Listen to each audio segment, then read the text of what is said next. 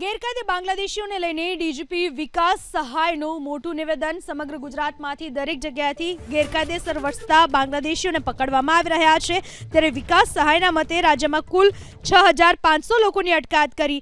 અમદાવાદમાંથી કુલ 890 લોકોની અટકાયત કરી। સુરતમાં કુલ 150 લોકોની અટકાયત કરાઈ। અત્યાર સુધીમાં કુલ 450 બાંગ્લાદેશી પકડાયા। કેન્દ્ર સાથે સંકલન કરી આ તમામને ડિપોર્ટ કરવામાં આવશે।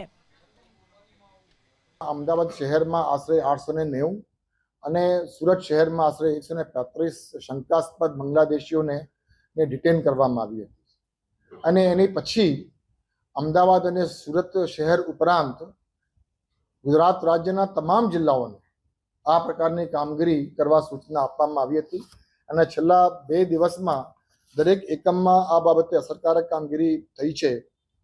અને અત્યારે મારી પાસે જે આંકડો છે મારી પાસે એ પ્રમાણે આશરે 6500 જેવા શંકાસ્પદ બાંગ્લાદેશી નેશનલ્સને આપણે ડિટેન કરી છે અને એ લોકોની પૂછપરછ ચાલુ છે।